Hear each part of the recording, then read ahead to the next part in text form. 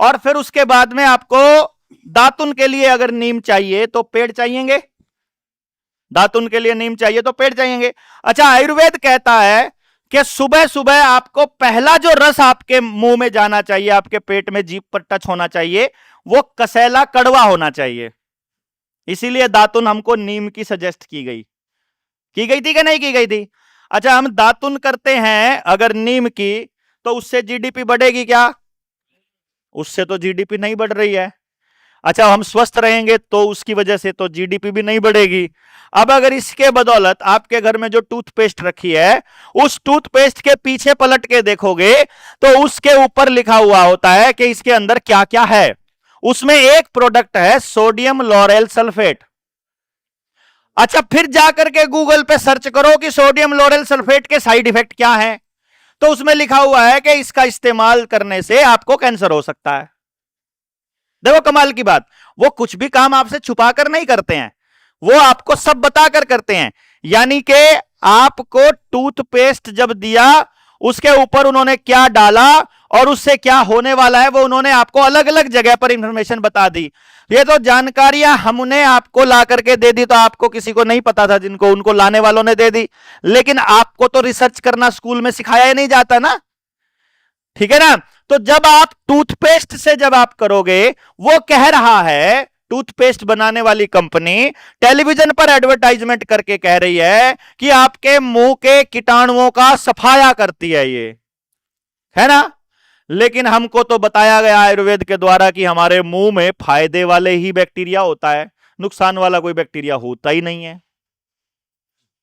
सुबह सुबह ये बताया जाता है कि गर्म पानी हल्का गुनगुना, या फिर जैसा भी उस मौसम के अनुसार, जो भी मौसम हो रहता है, सब हर टाइम पे गुनगुना या गर्म नहीं पीना होता। तो उस मौसम में जब आप पानी पी करके उसका कुल्ला करके उसको अंदर ही लेके जाना होता है, बाहर नहीं फेंकना होता। क्योंकि सुबह की जो लार है, सुबह की जो पहली लार है, वो आप अगर फुंसी पे लगा ले, फुंसी ठीक हो जाती है, घाव पे लगा लो, घाव ठीक हो जाता है। उस कीटाणुओं को मारने का काम कंपनियां करती हैं। समझ रहे हो बात? यानी एक तो आप जब उसको टच करोगे मुंह के अंदर टूथपेस्ट को, तो जीभ पर लगेगी, वो जीभ पर लगेगी ना। वो जो जीभ पर लगती है जब वो चीज, तो जीभ पे लगने के बाद, जीभ की सबसे बड़ी खासियत क्या है कि जो होम्योपैथी वाले लोग हैं उनको मालूम है कि वो दवाई जो है वो जीभ पे डाली जाती है ना। क्यों? क्योंकि जीभ की जो नसें हैं उनका जो कनेक्शन है डायरेक्ट हार्ट के साथ है, दिल के साथ। यानी कि ब्लड में अगर डायरेक्ट वो कोई भी चीज मिलानी होती है तो वो जीभ पर रखी जाती है। तो टूथपेस्ट जब आप टेस्ट करते हो तो जीभ पर आएगी, तो वो डायरेक्ट आपके खून में सोडियम लॉरेल सल्फेट जाता है, डायरेक्ट। यानी कि आपके मुंह के बैक्टीरिया का खत्म होना, आपकी लार का खराब होना, उसके बाद वो जो केमिकल्स हैं वो आपके दांतों के डिके करने का कारण भी बनते हैं। तो इससे डॉक्टरों को भी चांदी होती है, टूथपेस्ट कंपनियों की भी चांदी होती है। फिर आपको टूथपेस्ट लाना भी पड़ता है, फिर वो जो टूथपेस्ट है उसके झाग जो है पानी में जब मिलते हैं, तो वो झाग वाला जो मटेरियल है वो सब्जियों के खेत में जाएगा तो उसको भी नुकसान करेगा, वो अंडरग्राउंड पानी में जाएगा तो अंडरग्राउंड पानी को भी गर्म और खराब करेगा। फिर अंडरग्राउंड पानी को साफ करने वाली जो मशीनें हैं फिर वो लगानी पड़ेंगी, तो उससे जीडीपी बढ़ेगी। ठीक है?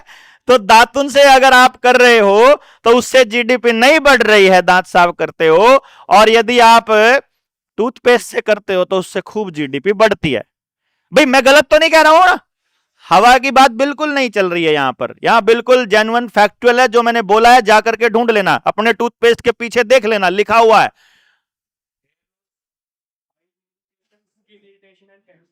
देखो भैया, ये बता रहे हैं 4 कारण होते हैं टूथपेस्ट करने के, उस सोडियम लॉरेल सल्फेट के 4 साइड इफेक्ट बताए। हेयर लॉस, बालों का उड़ना, वो हो ही रहा है बच्चों में।